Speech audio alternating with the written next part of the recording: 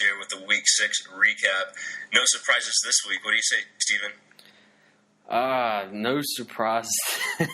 There's a lot of surprises this week. This is a pretty awesome week in our league. Three out of our 5 games come down to Monday night. It's pretty sweet to watch.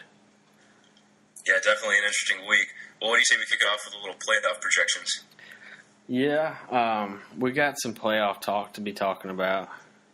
You kidding me? Playoffs? But Never gets old. No, it doesn't. Let's see what we got here. We got in the AFC, we got Marshall still leading with 4-2, and I'm trailing at him behind him with 3-3, a game behind. I've squeaked into the playoff bracket for the winners bracket, for the time being. We'll have to see how that holds up. But I mean, we kind of spread out a little bit from last week. I think we had half the league at the same record, was it? Yeah, there were a lot of teams sitting at 4-2. 2 and 3. Yeah, 2 and 3. We spread out a little bit. We got 3 teams at 3-3 and 3 teams at 2 and 4. So we kind of cut that in half. But the biggest story of the week is no more undefeateds. Everybody's went down at least once now. Yeah, it's always good to finally get that first L for everyone. It makes it feel a little more competitive. Yeah, absolutely. The true talent of this league, though, is chilling over in the NFC. Who's that? Oh, you got two 5-1 teams sitting there, and then you of course have me at 3-3. Oh, right. Okay. I'll let you keep thinking that. Yeah, the proof is in the pudding. We'll see how it turns out, all All right. Well, let's move on. All right, well, let's get into the recap then. We'll talk about our own projections here. Well, not a lot to say as we both went 2 and 3. That moves us for the year to you, of course, 9 and 6, and me at 8 and 7. Luckily, as we discussed in the pre-show, the matchups were better than our predictions. Yeah, they what did we miss? 3 each or 2 each? We missed 3 each. 3 each. That's not good. That's under 500 for the week. Yeah, well, suffice it to say, we had a lot of help in doing so. We both got you right, and we both got Chase wrong, and we both got Doug wrong. So, we had some help. It's not like we were out there on our own. Yeah, I should have went with my gut on keeping Jared last year. Because remember, I changed my pick at the last moment. My gut feeling hasn't served me right because I had, when I set my lineup, my gut feeling was Denarius Moore, and I swapped him out for Hartline. And that cost me 19 points, but not a W, obviously. But yeah, I was going to say what it didn't cost you is an L, so I wouldn't worry too much about that one. Yeah, but I got to learn to just go with my gut instead of trying to overthink things. Well, since we're on it, what do you say we get onto your matchup? All right. Not a lot to talk about. Pretty sizable defeat here. Yeah, it wasn't a very solid day for Anderson at all. Yeah, well, suffice it to say that your 2 quarterbacks would have defeated his entire team for this week. And as we also discussed, your bench would have also defeated his entire team this week. Yeah, as Jim Moore would say. We couldn't do diddly poo. I think that's what Anderson was thinking on Sunday. I remember talking to him on Sunday, but we didn't speak of actual fantasy football. We only spoke of the real deal, of course, as he lives in Baltimore and didn't actually make it out to see the Cowboys play the Ravens. I was rather shocked. But a good game, nonetheless. Yeah, it was a good game. I unfortunately didn't get to watch much football this weekend, but yeah, got to work for a living. Hey, what can you do? But some interesting substitutions here. Anderson picked up Vic Ballard and Golden Tate to plug in as bye week fills. Together, he got 6 points out of both those guys. Not that you expect a lot, but maybe you expect a little more out of Ballard against a Jets team that had struggled immensely up until that point. Yeah, I mean, also the injury to DeMarco Murray kind of hurt him too. And, Bradshaw had two 2 good games in a row, so that's an upside for him, I guess. But that Vikings defense kind of forgot where they were, I think, at Washington. Yeah, Bradshaw looked really good against that Niners defense that had been so solid early on. And the Vikings, I mean, he's lucky he didn't get negative points out of that one, although it didn't really matter at the end anyways. Like, RG3 just had a really good game. Yeah. But we'll get to that later, too. Let's get on to our second matchup. Originally, what we thought would be the matchup of the week between Fish and Shotgun ended up not being a blowout, but not a great match to watch either, as Fish won by 14 points. Yeah, our foresight wasn't very well for Week 6. You can't get them every week. Nah. Interesting play here. You wanted to talk about Shotgun plugging in Kyle Rudolph. Yeah, that was, to me, I mean, that's ballsy to me. I mean, Seattle's got a good defense, but, I mean, Gronkowski, I mean, it's hard to, I don't know if I could ever bench Gronkowski as long as he's in the lineup. And for Kyle Rudolph, I mean, that was a pretty solid move. It didn't result in a W, but his biggest problem was injuries this week. He had some guys dropping out of games early. Trent Richardson went down with a big injury. It'll be interesting to see how that goes. And of course, Kevin Cobb got knocked out of the game. Yeah. Peterson, Tampa Bay, they got up early and it forced Kansas City to not run the ball, and so that just took Charles right out of the picture. Yep. All right, so we'll move on to our third matchup that was actually between me and Marshall. Turned out to be much closer than I anticipated, and of course you still took the loss in this one, going with the little bro. Again, we spoke of RG3 already. Managed to come back after getting knocked out of the game last week. Managed to put together a beautiful game. Had 36 points overall. Didn't get him the win, but did put him within 2 points of me. And it really took that Monday night game, one of the 3 games that came down to Monday night. I had Tammy left at tight end and Ryan Matthews at running back. And between the 2 of those players, I mustered up 6 points. Not a great showing, but enough to get the win. Yeah, you only needed 4. Well, actually, was it 4 for the tie break? It was 4 to tie, yeah. You only needed 4 to win there because you had the tie break pretty easily. Correct. But questionable call on Marshall's point. We go back to tight ends. Hernandez, you knew he was going to be in the lineup, but he continued to play Brett Selleck. I don't know if that was just lack of him, paying attention, or he was just kind of scared to play Hernandez because of the injury still, or what. But I think 2 things are at play here. One is how much is, obviously it turned out that Hernandez was a limited participant. He just did get the touchdown, and so that still gave him some decent points. But I think a lot of it also was the matchup play. You're looking at Selleck playing Detroit, whose defense has just been futile, versus the Patriots playing at Seattle, which you see how that game ended up. Yeah. You really kind of take the chance on the matchup there and hope that Selleck might even have a big day and a touchdown. Yeah, another surprising thing I think about his lineup was the points between Vincent Jackson and Julio Jones. You'd think it might be reversed, if anything. Julio Jones with a pretty limited day against Oakland. I expect him to put up a lot more than 6 points. Yeah, 2 touchdowns for Jackson was a huge day. Another surprise for his lineup was Reggie Bush only putting up 5. Yeah. It just really showed that St. Louis defense is something to be reckoned with. Yeah, I like St. Louis. I don't think they'll make the playoffs this year, but looks like Jeff Fisher might be on to something down there. And for myself, I had a late comeback from Stafford to get me some points. Whedon put up another good game. Had solid point production, except for Tammy. My lowest score was 4 with Ryan Matthews, and then Tammy was just a bye week fill-in anyways. But, pretty good matchup overall. I'll take the win there. Yeah, Des Bryant did everything for you and the Cowboys except catch that 2-point conversion. Hey, and I was happy about that because I wanted Baltimore to win, so that worked out for me and everyone else. Yeah, exactly. Except for Cowboys fans. Anyway, so let's move on to the 2 famed matchups of this week. First one being Jared and Doug, where Jared sneaks out the win here. Yeah, Jared taught me a lesson about sticking to my gut here.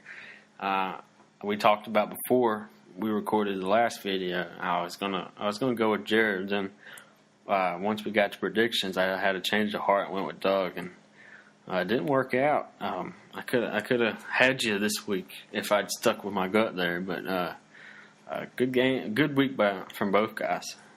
Yeah, you easily could have. However, going into Monday night, we would have both been counting it as a loss for you, as Doug was up pretty big. Yeah. But, I mean, Antonio Gates finally come through for Jared. I mean, he's been sticking with that guy. I got to give him props. You know, Heath Miller hadn't had, I mean, he's had a good year by his standards, but by fantasy standards, it's been pretty mediocre, except for a couple games. But, I mean, and Gates hasn't done anything until Monday night, but he stuck with him. Gates has excelled at blocking this year. I will give him that. But it was nice to see him finally come out and put up a good game, obviously getting 2 scores there.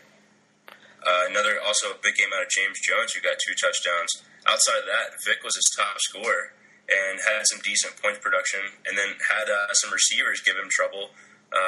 Miles Austin and Antonio Brown only putting up 2 and 3 points.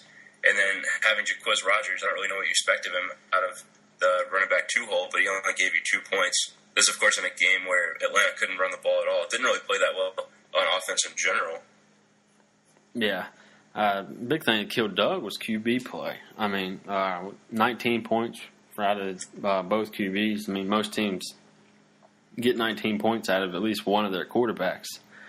So, I mean, I think that was really the downfall to him this week. Yeah, that's a key for Doug. He just went out and made that trade to get Fitzpatrick, and then this is the kind of effort he gets out of him. Granted, that was against an Arizona team away, and so you don't expect a huge game, but you definitely expect more than 6 points. Yeah. Let's see, anything else you want to throw in on this one? No, I mean, props to Jared. I mean, he stuck a good lineup in there, not a great lineup, and got great results. I mean, you can't ask much more out of Gates and Jones or Decker. I mean, yeah, that's a clutch win for Jared. Yeah, absolutely. Kudos to you. And finally, the moment we've all been waiting for. Oh, my gosh. Chase, the shit talker himself, finally loses at the hands of none other than the futile Josh Freeman. Hello? You play to win the game. I know. We bashed Josh so bad last week. I think we gave Josh the motivation he needed to inspire his team to come out and win. Absolutely. I'm glad to see it happen. I mean, for both reasons, I guess. I mean, nobody else in the league besides Chase wants somebody to go undefeated. I mean, you always want that undefeated to go down unless you're the fan of the team. I mean, that's it. Everybody wants the undefeated to lose.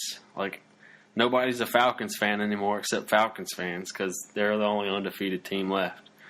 And now we don't have any. You're exactly right. And this was a week when you definitely didn't see it happening either. No one would have called this matchup going the way it did. Even if you look at the scoring, you see on Josh's team, you see a 1, 2, 0, 2, 2, and 3.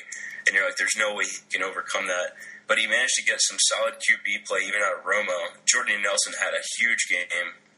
And then you just combine that with Chase finally having that down week that we've been hoping for. Yeah, I mean, he had, average numbers down the line. But the big difference between this week and the past weeks was Matt Ryan for Chase. He really struggled in that game. The biggest difference between Matt Ryan for Chase and Matt Ryan for Atlanta was Asante Samuel. But Chase can't benefit off of Asante Samuel. Yeah, just like we said earlier, it was a down week for the Falcons offense, and Matt Ryan was just another part of that. Of course, then he gets 3 out of Ben Jarvis Green Ellis, and he had Floyd going in the Monday night game and had himself a little chance to stay alive, but didn't quite come up with it.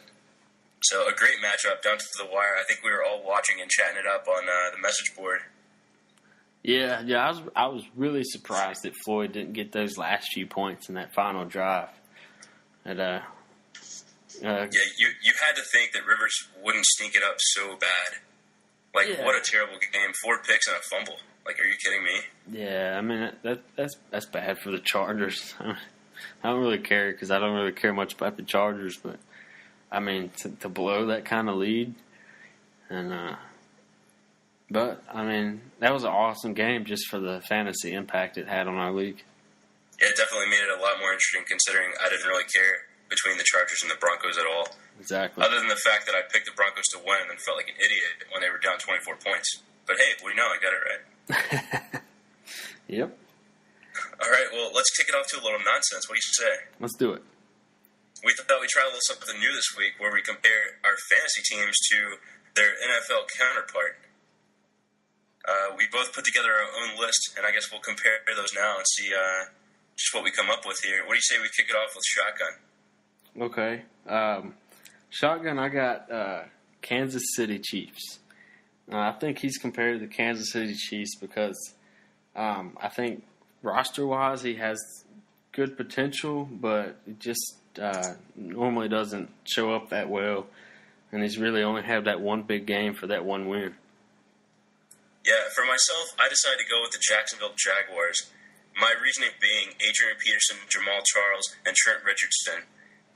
They're a stable of running backs, and it's the only reason he's ever competitive in any given week. And that just reminds me of how the Jags have their reliance on, Maurice Jones-Drew. Yeah, there you go. Yeah, that guy. That unknown guy until right now. So that's just what I think of when I see Shotgun's team. Not a great record. You, of course, can't rely on Kevin Cobb and Carson Palmer.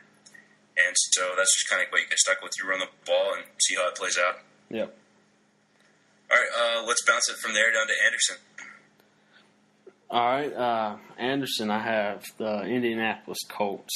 Some injuries have hurt him a little bit, but overall he's just got a so-so team with mixed results. Yeah, he also has a so-so Andrew Luck, which could easily draw that comparison to Indy. For Anderson, I gave him the Panthers. Just kind of a team it's thrown out there. They're competitive. They have a chance to win. And it just really depends on how their opponent plays as to the outcome of a game. That's how I see them. Okay. Let's see. Now let's jump down to Marshall. Marshall, I have the Washington Redskins. And no, when I did these, I did not pay attention to the quarterbacks on the team. It just so happened to about half of my teams have the quarterbacks from their respective teams. But Marshall, I think he's got good quarterback play in Breeze and RG3. But the rest of the roster has a bunch of question marks. I mean, in Washington, they don't have a lot of supporting cast there behind RG3. It's just, he carries the team on his back, dude. that he does. That's a pretty decent comparison. For myself, for Marshall, I chose the Vikings. The comparison here being that they're not afraid to go with youth. Of course, the Vikings using Christian Ponder and Marshall using RG3. Using that youth and then turning it into the difference with Washington is they don't have a good record, whereas the Vikings do have a good record. And so using that youth and the question marks on the team and still managing to turn it into a good season. Next, I'm going to go with Jared, and I took the Seahawks for this one. Pretty interesting here. Pretty interesting matchup taking the Seahawks. But I feel like Jared's team is just one of those. They have a good record. To me, his QBs are a total question mark. Vic, you expect good games, but week in and week out, you really don't know what you're going to get. Me personally, I feel like Matt Schaub is more of a game manager. They're going to use Foster. They're going to run the ball. You don't really know what to expect. And he has LaShawn McCoy. You're going to try and run the ball, but of course this year's been a down year for LaShawn. So to me, I can draw the comparison to the Seahawks. I have them compared with the Miami Dolphins. I think on paper, Miami Dolphins don't look good. Jared's got a decent, lineup there. Has some talent around there, but to me, the coolest comparison between Jared's team and the Dolphins is they both won on week 2, 5 and 6. Okay, I can dig it. Well, let's bounce it up to Doug. All right, Doug, I have Doug compared to the New Orleans Saints. Not a good record, but they're putting up a lot of points. Just Doug, in his case, he's drawing everybody on a good week, except for the 2 weeks that he did win. But, New Orleans, obviously, they put up a lot of points, but at defense doesn't really do them much justice. True stories. For Doug, I gave him the Raiders. And I see it as Doug is always a team that's in the mix. He's capable of scoring points with his quarterbacks and his running backs, just like Carson Palmer and Darren McFadden. But it's not a team that you expect to get a lot of wins. And Doug definitely is not getting a lot of wins. And so I can definitely see the similarities between those two. And next, I'm going to toot my own horn a little bit, not necessarily in a positive way, but I have to compare myself to the Eagles. Ugh, I knew this was coming. As you should. Pretty easy to see this one coming. And the comparison is also pretty easy to draw. And that's just the fact that a star-studded roster, but that star-studded roster is getting me not above 500. You get Cam Newton and Matthew Stafford, two top quarterbacks. You got running backs out of the wazoo, and I still can't get myself above 3-3. Yeah, I have you compared to the Lions, and really for similar reasons. I mean, good talent on the roster, just no results, or mixed results, honestly, and that's why I got you compared to the Lions. Well, while we're on hosts and co-host of the show, how about we do you? I got myself compared to the Green Bay Packers. I think I got good talent on my team, and I got potential for high-scoring games and days, as do the Packers, but it just doesn't always happen. And I think if personally for me, looking at my roster, I think a 3-3 record is a letdown, and the record for the Packers, which I believe is 3-3, is a letdown for the talent they have on that team. Yeah, I think you're exactly right on both those points. For myself, obviously there's no correlation between quarterbacks there at all, I can see. But for me, I decided to give you New Orleans. And pretty much for the same reasons that you said for Doug. Like a well-capable roster, capable of scoring lots of points and being in a game. If you look at that roster, you expect it to have a good record. But then when you look at the record, you see that it's not there. Even though New Orleans can't win games, you have won a few. It's still a matter of the ability to score points, and the only thing that's missing, or rather, you just have a few missing pieces, like especially a tight end on your roster right now. Yeah. And that's really what's holding you back, are those few missing pieces. Well, we'll save the best two for last. So how about we go to Fish? Fish, I have the Chicago Bears. He gets week to week good QB play, but he's got a good supporting cast around the quarterback play. His really big question mark is how the quarterback's going to play from week to week. Yeah, I can see that logic, and I can also see how you draw that comparison. And for those same reasons, though, I actually give Fish the Ravens. Not because he's a hometown Baltimore boy, but just because he has the quarterbacks that you really don't know what to expect. Of course, he has nice names at running back, but he's not getting the production that, of course, the Ravens do out of Ray Rice. But he also has those receivers that, if they want to play right and they get some balls from their quarterback, then they can have huge games. And he definitely has depth at wide receiver. So, yeah, that's why I give Fish the Ravens. And I guess I want to save Josh for the end, so we're going to kick it to Chase here. All right, for Chase, I got the Atlanta Falcons. Atlanta Falcons are 6-0. Chase is 5-1. But Chase depends heavily on the quarterback play, as do the Falcons depend on Matt Ryan. Of course, the defense bailed out the Falcons this week, but if Matt Ryan continues to play like he plays this week, then Chase is going to have problems, and the Falcons are going to have problems. So that was my comparison there. Yeah, of course, this week the Falcons are on a bye, but I can see that comparison. But I think the Falcons are way too good to be compared to Chase. So I'm going to give Chase the Patriots, much for the same reason that they're very quarterback reliant. The Patriots go as Tom Brady goes, just as Chase as Manning and Ryan go. Along with that, he's relied heavily on Tony Gonzalez this year, just as the Patriots do with their tight ends. And aside from that, just a bunch of question marks. Decent receiver to running backs, just hit or miss. And so that's why I can really see Chase being the Pats. I like that. And finally, for Josh, this could be interesting from both standpoints, considering he just came off of the high point of his season so far. So I'll let you take the cake on this one. I'll let you take the lead. I got Josh compared to the New York Jets. The Jets had that big win in Week 1, as did Josh. If memory serves me correctly, he had the most points scored in Week 1. And but overall, it's been a pretty actually less than mediocre season. And but sometimes they pull out big games, and he pulled out a big one this week. All right, well, for Josh, I cheated a little bit. I decided not to go with an NFL team, and I decided to give Josh the Oakland A's. My reason being, it's a roster full of scrubs. It's people that other people don't want to own. And he's just money-balling fantasy football. And I'm okay with that, Josh. I give you kudos. You're going to have your down weeks, but then you're going to get streaky. And I think the upset you just pulled on Chase could be the beginning of that streak for you. And as they say in Oakland, you may never lose again. I like it. I like it a lot. So, I think that concludes our comparisons.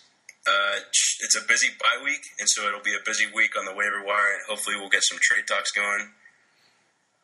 Week 7 should be a very, very interesting week.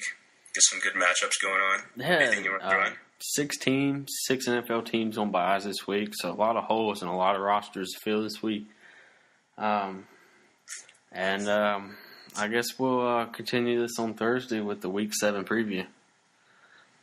All right, that sounds good. All right, boys, get active. Get those acquisitions, get those rosters ready, and we'll see you back here on Thursday. Holla. Peace out. That's fine.